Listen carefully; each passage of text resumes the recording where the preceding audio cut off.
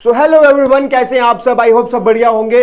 आज का जो थंबनेल है वो आपने देख लिया होगा। बिल्कुल सही बात है कि जो आरबीआई है वो लॉन्च करने जा रही है प्लास्टिक नोट्स। मुझे पता है कि ये न्यूज बहुत दिनों से चल रही है और बहुत सारे लोगों को इसके बारे में पता है कि हाँ, कि इसके अंदर जो गवर्नमेंट है उसने डिसाइड किया है कि अब हम प्लास्टिक करेंसी लेकर आएंगे।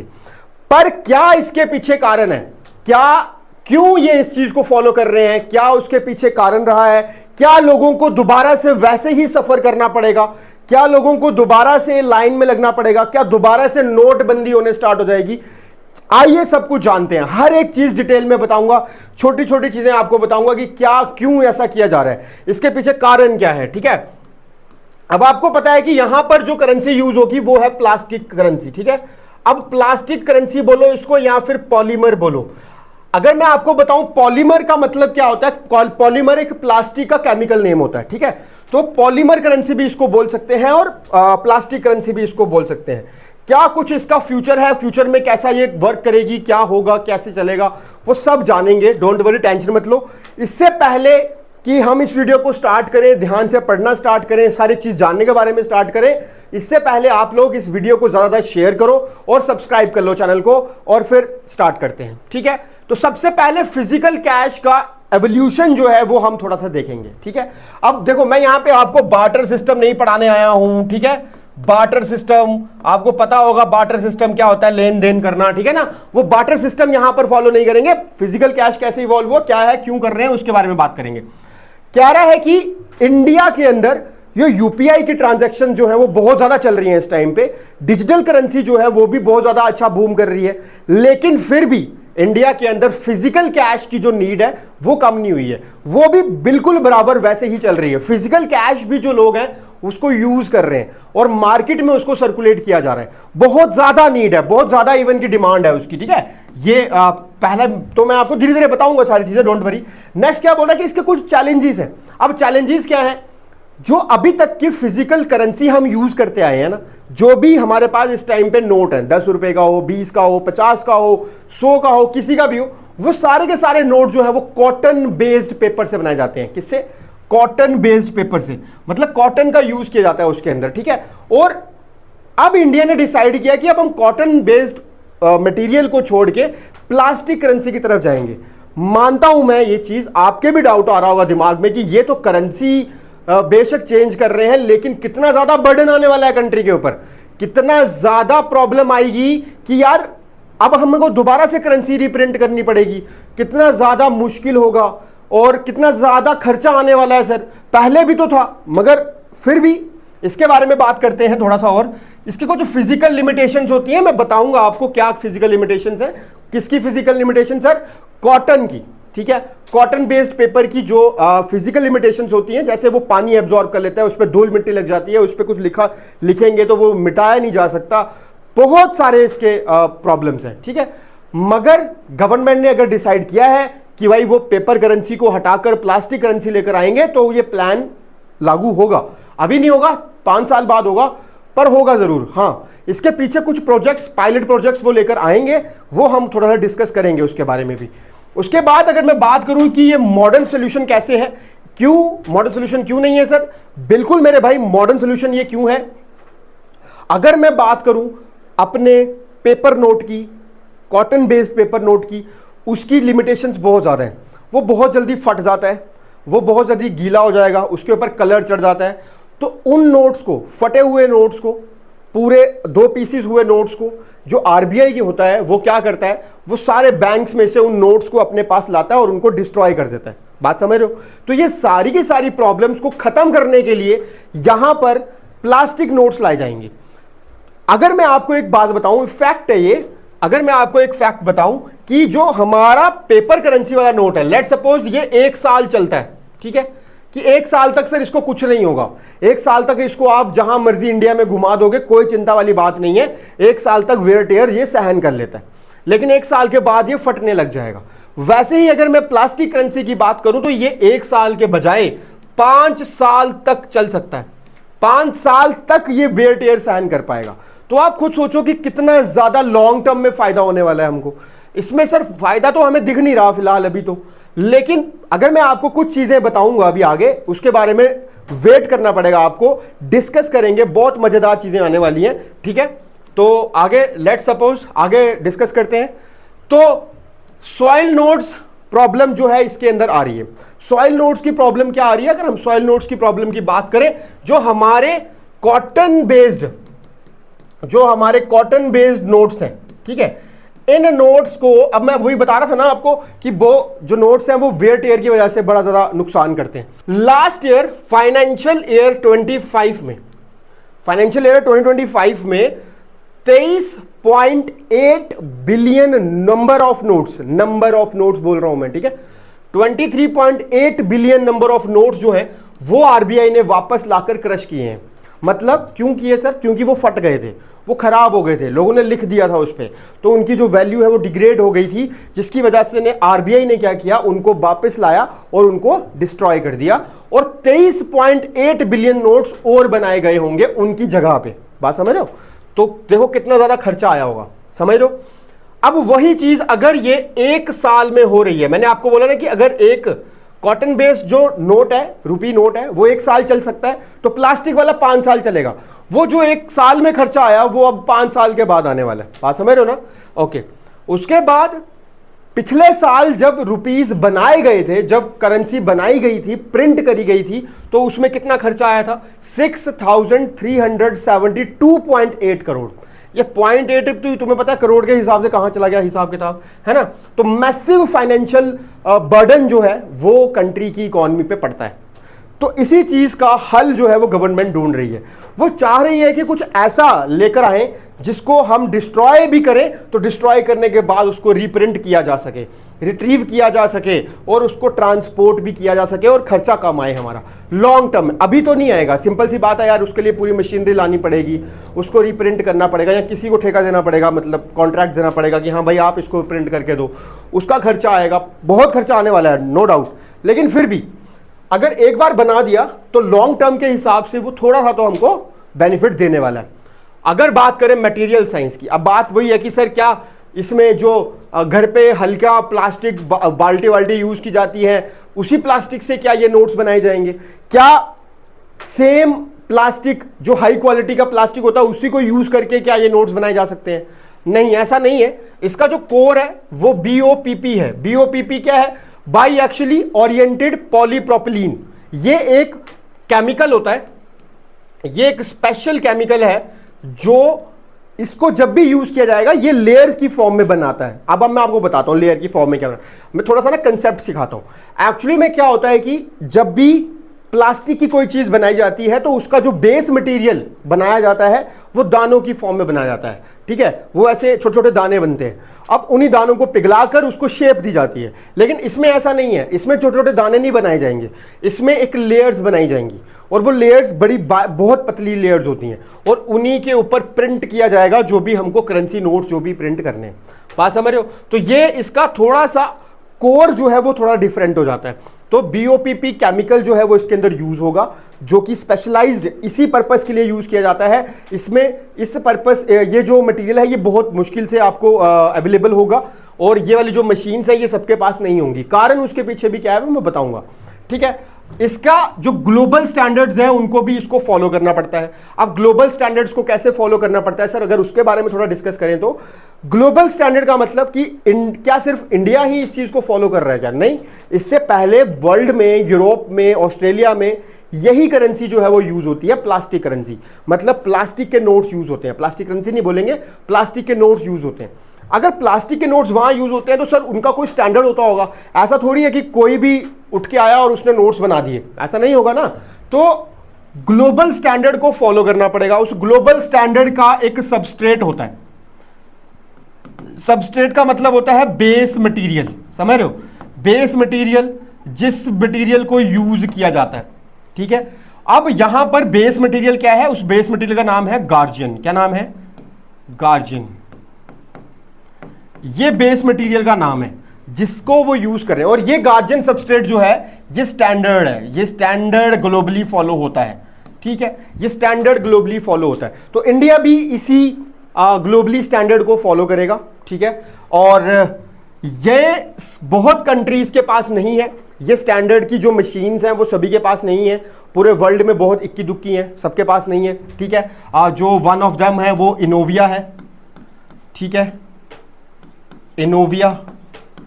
इनोविया करके एक कंपनी है जो कि स्पेशलाइज्ड है इसी सिक्योरिटी फर्म्स को फॉलो करने के लिए, और वो ही इसके जो नोट्स है वो बनाती है, ठीक है, प्लास्टिक के जो नोट्स हैं वो बनाती है।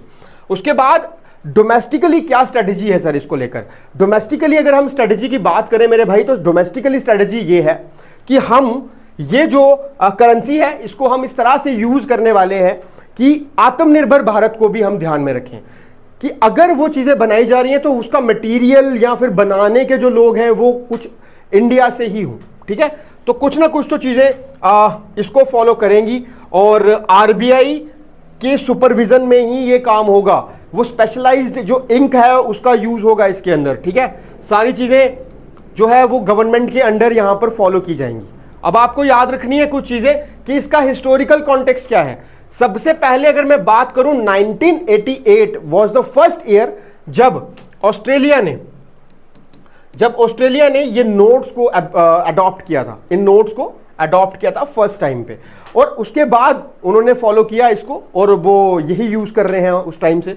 और आज हमारे पास क्या है, हमारे पास हम कॉटन बेस्ड यूज करते हैं, कितना ज्यादा नुकसान होता है मैंने आपको पीछे बता दिया, अभी आगे भी डिस्कस करेंगे थोड़ा और। 2012 में इंडिया के क्लाइमेट्स में भी ट्रायल हुए थे। 2012 में भी इंडिया ने डिसाइड किया था कि हम प्लास्टिक करेंसी को लेकर आएंगे और प्लास्टिक रुपीस को, नोट्स को बनाएंगे। तो 10 रुपए के जो नोट्स थे उनको बनाया गया और बनाकर इंडिया के अलग अलग क्लाइमेट जोन में भेजा गया। लाइक मान के चलो कुछ नोट्स नॉर्थ में भेजे गए, कुछ वेस्ट में, कुछ ईस्ट में, कुछ साउथ में, कुछ नॉर्थ वेस्ट में। क्यों भेजे गए होंगे?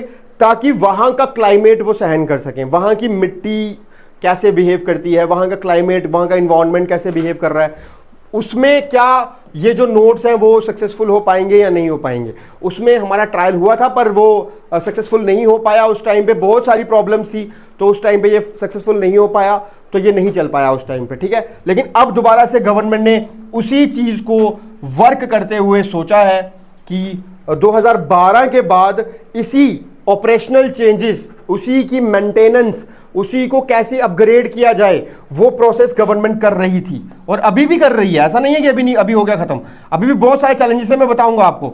और specifically mechanical sorting and ATM rejection issues caused by these currency notes जो हो रहे हैं उनको अपग्रेड किया जाएगा, रिकैलिब्रेट किया जाएगा एटीएम्स को। कैसे है सर? एक्चुअली में ना जो अभी वाले नोट्स हैं उनको पर्टिकुलर वो जो एटीएम्स की मशीन्स होती हैं उसको उनके लिए बनाया गया है। तो वो जो अभी वाली मशीन है वो कॉटन के जो नोट्स हैं वो मुड़े भी हुए हों तो भी वो निकाल देती हैं। लेकिन ये जो है अगर इसके ऊपर क्रीज पड़ गई प्लास्टिक के नोट पे, तुम्हें देखो ना इंडिया के लोगों को ना बड़ा ज़्यादा मन होता है कि वो अपने नोट्स को ऐसे फोल्ड करके रखते हैं। तो जो फोल्ड करके जब वो रखते हैं तो उसी फोल्ड किए हुए नोट्स को अगर हम मशीन्स में डालेंगे तो वो सीधे नहीं होंगे, उनकी क्रीज जो है प्लास्टिक के नोट से क्रीज जाना थोड़ा मुश्किल हो जाता है। तो इसीलिए उस चीज़ के ऊपर गवर्नमेंट जो है वो काम कर रही है, आरबीआई काम कर रहा है कि अपनी मशीन्स को कैलिब्रेट कर रहा है। उस चीज़ के ऊपर उसको बहुत ज़्यादा इन्वेस्ट करके लोगों को अवेयर करना पड़ेगा पहले कि भाई हमें अपने नोट्स को जो है वो फोल्ड नहीं करना। प्रेजेंट सिचुएशन की अगर मैं बात करूं, प्रेजेंट स्टेटस की बात करूं तो क्या है, हम यही पायलट प्रोजेक्ट जो पहले था उसको रिन्यू करने वाले हैं, रिन्यूएबल कर रहे हैं पायलट प्लानिंग को, ठीक है। पायलट प्रोजेक्ट का मतलब होता है कि छोटी जगह पे सबसे पहले ट्रायल किया जाएगा उस चीज का, ठीक है। सो आरबीआई ने स्ट्रेटेजाइज किया है कि एक नया पायलट प्रोजेक्ट लाया जाएगा जिसके अंदर जो छोटी करेंसी के नोट्स हैं 10 रुपए वाले, 20 रुपए वाले, पहले उनको लाया जाएगा मार्केट में, क्योंकि वही सबसे ज्यादा सर्कुलेट होते हैं। तो इसीलिए अगर हम उनको लाएंगे तो वो कॉस्ट इफेक्टिव भी होंगे क्योंकि वो सर्कुलेट होना स्टार्ट होंगे, वेयर टेयर हम उनका सहन कर पाएंगे थोड़ा सा, ठीक है। So advance security blueprint. अगर हम बात करें कि सर प्लास्टिक का ही क्यों, किसी और चीज का क्यों नहीं, ठीक है ना, तो प्लास्टिक के अंदर बहुत सारे बेनिफिट होते हैं। मैं आपको बताता हूं एक्चुअली में अगर ये नोट बन जाता है प्लास्टिक का, ठीक है, सो काउंटरफिटिंग इंटीग्रिटी जो है वो हमारी बच जाएगी, ठीक है।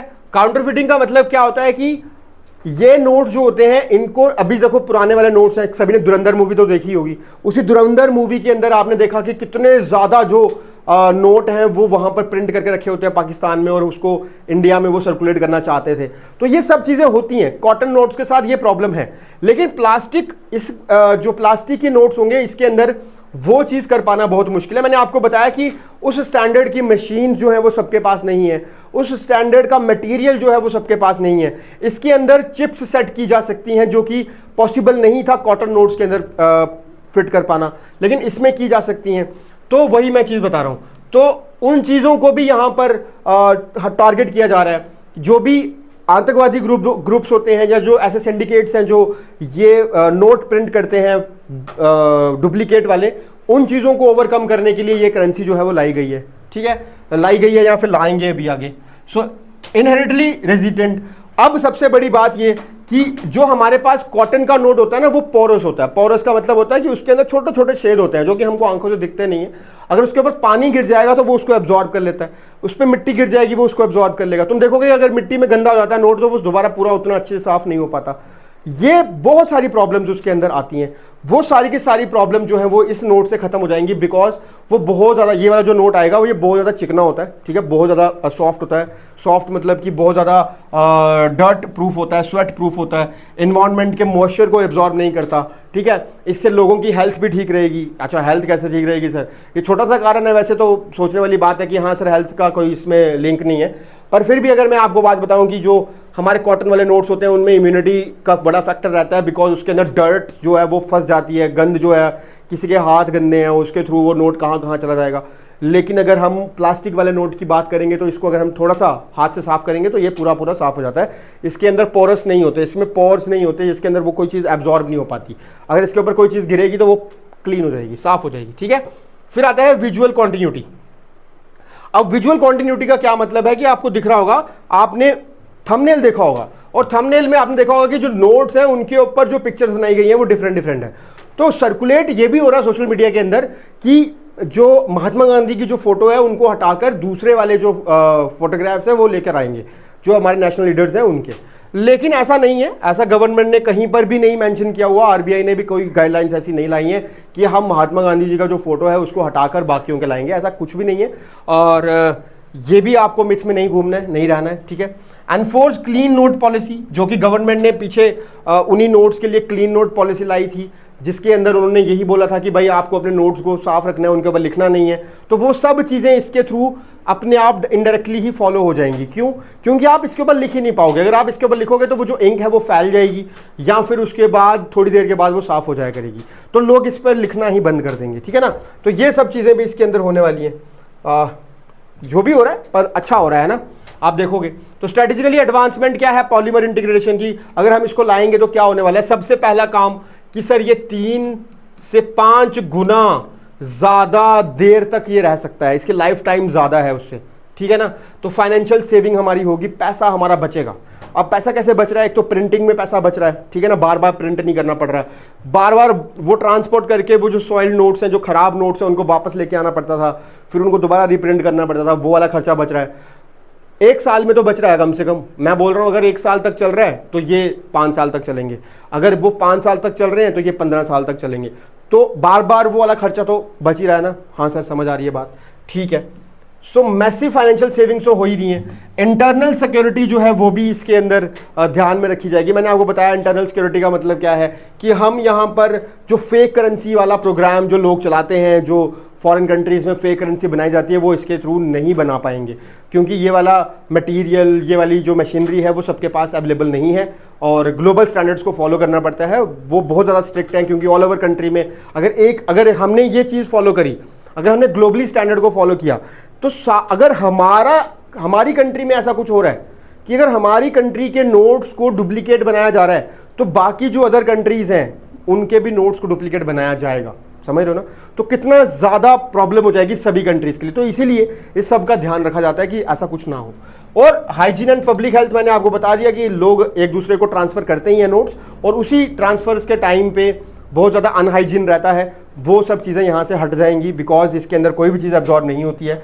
और इकोलॉजिकल बेनिफिट भी है। अब तुम सोचोगे कि सर इकॉनमी में इन्वायरमेंट में कैसा बेनिफिट इसका, ये तो प्लास्टिक है, प्लास्टिक से तो और ज़्यादा नुकसान होगा। पर एक्चुअली में जो कॉटन बेस्ड नोट्स थे वो भी डिस्ट्रॉय हो जाते थे, उसमें भी कोई बड़ी वाली बात नहीं है। पर इसमें ज़्यादा ये चीज़ अच्छी है कि अगर हमने उन करेंसी के नोट्स जब वो ख़राब हो जाएंगे, जब वो वापस आएंगे, उसको डिस्ट्रॉय करके हम अदर प्लास्टिक के गुड्स बना सकते हैं, ठीक है ना। जैसे फैक्ट्रीज में डस्टबिन यूज़ होंगे, कुछ भी XYZ, तो जिससे क्या होगा, कार्बन फुटप्रिंट जो है वो बहुत ज़्यादा कम हो जाएगा, ठीक है। अब उसके बाद अगर हम बात करें कि ट्रेडिशनल कॉटन पेपर और पॉलीमर जो बेस्ड पेपर है, उन दोनों में क्या डिफरेंस है सर, मेजर डिफरेंस क्या है, उसके बारे में अगर बात करें। सो सबसे पहला ये कि बहुत शॉर्ट इसका लाइफ स्पैन है। इसका शॉर्ट लाइफ स्पैन होता है, जो पहले वाले जो नोट्स थे, और इनका जो लाइफ स्पैन है वो ज़्यादा है, 3x to 5x लॉन्गर रहेगा। हाईली पोरस है, बहुत सारी चीज़ें एब्जॉर्ब कर लेते हैं, पानी तेल कुछ भी गिरेगा वो एब्जॉर्ब हो जाएगा। इसमें कुछ भी नहीं होगा एब्जॉर्ब, 100% वाटर प्रूफ रहेगा। स्टैंडर्ड फीचर्स यहाँ पर हैं, पर यहाँ पर एडवांस ट्रांसपेरेंट विंडोज़ भी आएंगी, ठीक है। एडवांस ट्रांसपेरेंट विंडो का मतलब, तुमने कभी नोट्स देखे नहीं होंगे वैसे वो वाले, अगर किसी ने भी देखे हैं, अगर फॉरेन जैसे ऑस्ट्रेलिया की आज करेंसी निकाल के देखना, उसमें कुछ अगर ऐसा इस तरह सा नोट है तो कुछ उसमें से एक पार्ट ऐसा होगा जो ट्रांसपेरेंट है, ये वाला ऐसे, ये बीच में से क्या होता है, ट्रांसपेरेंट होता है। अब ये ट्रांसपेरेंट सिर्फ ऐसे ही नहीं है, इसके अंदर वो स्पेशलाइज्ड जो मैकेनिज्म यूज़ किया जाएगा ताकि फेक करेंसी ना बनाई जा सके, वो उसके लिए ये यूज़ करेंगे हम इसको। एब्जॉर्ब करता है ये डर्ट बैक्टीरिया, पर ये वाइपेबल है, क्लीन कर सकते हैं हम इसकी सरफेस को, ठीक है ना। इनक्रिएटेड डिस्ट्रॉयड किए जाते हैं, ये ख़त्म कर दिए जाते हैं, लेकिन इसको 100% मेल्ट किया जाएगा और रिसाइकल किया जाएगा। तो ओवरऑल अगर लंबे टर्म के लिए देखा जाए तो इसका बेनिफिट तो है, ठीक है। अब और अगर बात की जाए, अगर हम और कोई चीज़ें समझें, तो सबसे पहले सॉवरेन कंट्रोल इसके ऊपर रहेगा। देखो बहुत सारे ऑनलाइन मैंने आपको बताया कि ऑनलाइन ये भी, मतलब सोशल मीडिया पे ये भी न्यूज़ चल रही है कि अडानी ने एक पॉलीमर की कंपनी खरीद ली हुई है, अब जो गवर्नमेंट है वो उसको टेंडर देने वाली है। पर ऐसा बिल्कुल भी नहीं है, आपको अपने दिमाग से चीज़ें निकालनी पड़ेंगी। मैं आपको बता रहा हूँ क्यों। क्योंकि सबसे पहले नोट प्रिंट करने के लिए सॉवरेन अथॉरिटी होती है RBI और गवर्नमेंट की, ठीक है। तो गवर्नमेंट और RBI जो है वो अपनी निगरानी में ये नोट्स जो है वो प्रिंट कराती है, ठीक है। दो चीज़ें, ये दो कंपनीज हैं, ये दो ब्रांचेस हैं, या फिर ये दो सब्सिडीज हैं गवर्नमेंट और किसकी, RBI की। जैसे BRB एंड MPL जो कि RBI की सब्सिडरी है। ये प्रेस है, ये प्रेस है का मतलब क्या कि सर ये नोट्स जो हैं वो अभी तक के प्रिंट करते थे, ठीक है। ये मैसूर में है, सल्बोनी में है, और ये गवर्नमेंट के अंडर जो है ये नासिक और देवास में, ये भी नोट्स प्रिंट करने में हेल्प करते हैं, ठीक है। तो इनके ही निगरानी में जो है वो सब चीज़ें फॉलो की जाएंगी। अब अगर मैं बात करूं यहाँ पर प्राइवेट PVC, मैंने आपको बताया कि जो अडानी का नाम जो है बीच में आ रहा था, वो बिल्कुल सरासर गलत बात है। बिकॉज जो अडानी के पास कंपनी, मैंने आपको बताया कि वो दाने बनाए जाते हैं, उसके पास वो कंपनी है, उसके पास वो मशीनरी है, उसकी कंपनी में वो इंफ्रास्ट्रक्चर है ही नहीं जो इंफ्रास्ट्रक्चर यूज़ किया जाता है इस नोट्स को बनाने के लिए। अब डिपेंड करता है कि कल को क्या होता है, वो बाद में देखेंगे, पर अभी तक ऐसा कुछ भी कोई नई न्यूज़ नहीं आ रही है। न्यूज़ बोलो या फिर वो नोटिफिकेशन बोल लो, या फिर जो भी अपडेट्स हैं RBI की वेबसाइट पे, ऐसा कुछ भी नहीं वहाँ पर नहीं आ रहा है, ठीक है। तो ये जो र्यूमर्स हैं, ये फॉल्स सोशल मीडिया के ऊपर र्यूमर्स फैल रहे हैं, इनको आपको अवॉइड करना है, ठीक है। उसके बाद अगर मैं बात करूँ कि ऑपरेशनल चैलेंजेस क्या आएंगे, सबसे पहले ऑपरेशनल चैलेंजेस का क्या होता है कि सर अगर ये नोट्स करेंसी, जो ये नोट्स हैं प्लास्टिक वाले, अगर ये मार्केट में आए तो सबसे बड़ी प्रॉब्लम क्या होगी। सबसे बड़ी प्रॉब्लम ये होगी कि हमारी इंडिया में नोट गीले होने पे प्रेस करते हैं उनको, है ना, ताकि वो सूख जाए। अगर इसको हमने थोड़ी सी भी, ये थर्मल सेंसिटिविटी होते हैं, थर्मल सेंसिटिव होते हैं, अगर हमने इनको थोड़ा सा भी गर्म किया तो ये पिघल जाएंगे, और अगर पिघल जाएंगे, पिघल के ये छोटे से हो जाएंगे और तुम्हारे नोट की वैल्यू खत्म हो जाएगी। तो एक ये सबसे बड़ा प्रॉब्लम रहेगा इसके अंदर। दूसरा, स्टिकी नोट्स फिनोमिना। हमारे यहाँ पर ना इंडिया में लोगों को बहुत ज़्यादा मज़ा आता है नोट गिनने में, है ना, ऐसे गिनने में।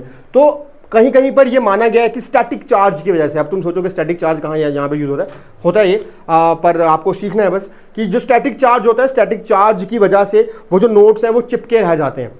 मतलब कि उनका जो बेस होगा वो तो सेम साइज का ही होगा, पर वो चिपके रह जाते हैं, जिसकी वजह से गिनती में प्रॉब्लम आती है, ठीक है। ये माना गया है, बहुत सारी कंट्रीज़ ने ये चीज़ फेस करी है शुरू में, फिर धीरे धीरे उनको हैबिट पड़ने लग जाती है, फिर वो ठीक हो जाता है। सो विजुअली इम्पेयर्ड के लिए भी एक्सेसिबल हम बनाना चाहेंगे। विजुअली इम्पेयर्ड के लिए एक्सेसिबल कैसे बनेगा, अगर हम बात करें विजुअल इम्पेयरनेस के लिए, आपको पता होगा कुछ ऐसे डॉट्स यूज़ किए जाते हैं तो इन्हीं नोट्स के ऊपर ये वाले डॉट्स भी जो है वो प्रिंट कराए जा सकते हैं, ठीक है। लेकिन इसमें भी कुछ प्रॉब्लम्स आएंगी क्योंकि वेयर एंड टेयर की वजह से वो जो डॉट्स है वो घिस जाएंगे, वो खत्म हो जाएंगे।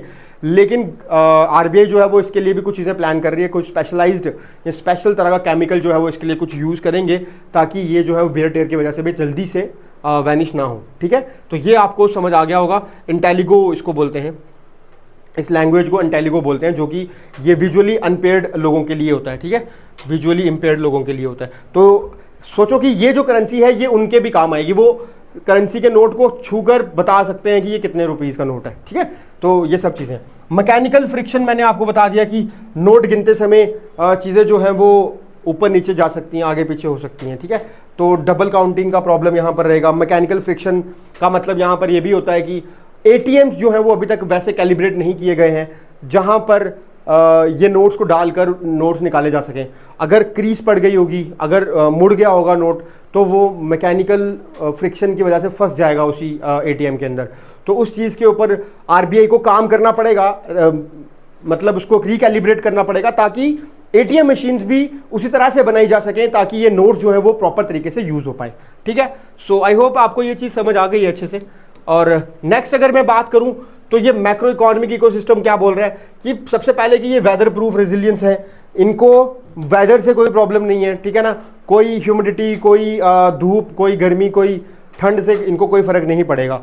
तो ये वेदर रेजिलियंस है ही है। और पैरेलल डिजिटल इकोनॉमी को भी ये बूस्ट करेंगे।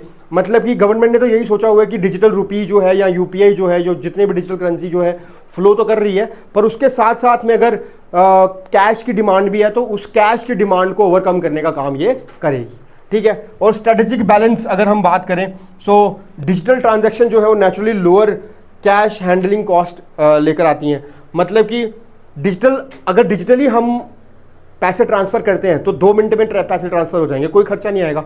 लेकिन इसमें बड़ा खर्चा आ सकता है। इसमें क्या खर्चा आता है, जितना ज़्यादा करेंसी जो है वो मार्केट में सर्कुलेट हो रही होगी उतना पैसा हम जो है वो क्या करेंगे, वो गवर्नमेंट को देंगे, ठीक है ना। क्योंकि वो ज़्यादा वेयर एंड टेयर होगा उसका, और वेयर एंड टेयर होने की वजह से उस करेंसी के नोट को वापस बुलाया जाएगा, मतलब दोबारा उसको डिस्ट्रॉय किया जाएगा। तो उस चीज़ का खर्चा कम करने के लिए गवर्नमेंट यही काम कर रही है कि वो डिजिटल करेंसी को ज़्यादा प्रमोट करे, ठीक है। तो जैसे डिजिटल ई रुपी हो गया, ड्यूअल इंजन इकोनॉमी स्ट्रक्चर जो है हमने यहाँ पर फॉलो किया हुआ है एक तरह का। फिर अगर हम बात करें कि अभी तक क्या चल रहा है सर, अभी तक क्या रोड मैप है, अगर मैं बात करूं कि लिमिटेड पायलट प्रोजेक्ट जो है वो चलाए जा सकते हैं अगले 2-3 साल में। अभी मत सोचो कि रात को ही बैठेंगे 2 भाई और बोलेंगे सुबह कि भाई डिमोनेटाइजेशन हो गई है, जाके बैंक में लाइन लगाओ और पैसे ले लो। ऐसा नहीं होने वाला जो पहले हुआ था, ठीक है ना। So introduction of selected small denominations, तो गवर्नमेंट सबसे पहले 10 रुपए 20 रुपए का जो नोट है वो लेकर आने वाली है और उसको मार्केट में सर्कुलेट करेगी। देन देखेगी कि ये किस तरह से वर्क कर रहा है, क्या इससे हमको ज्यादा नुकसान तो नहीं हो रहा, ठीक है ना। फिर उसके बाद इकोसिस्टम मॉडर्नाइज किया जाएगा। इकोसिस्टम मॉडर्नाइज का मतलब क्या कि सर हम ना एटीएम्स को कैलिब्रेट करेंगे उसी हिसाब से, बैंक्स जो है वो सॉर्ट होंगे इसके हिसाब से, क्योंकि बैंक्स में भी तो उसी हिसाब से चीज़ें नहीं होती हैं, इसका वेट अलग होगा, ठीक है ना। मशीन्स में इसका वेट अलग तरह से कैलिब्रेट करना पड़ेगा, बहुत सारी चीज़ें इसके अंदर होती हैं, ठीक है। फिर उसके बाद 3rd फेज जो होगा, फेज रोल आउट, ये 4 से 6 साल में हो सकता है।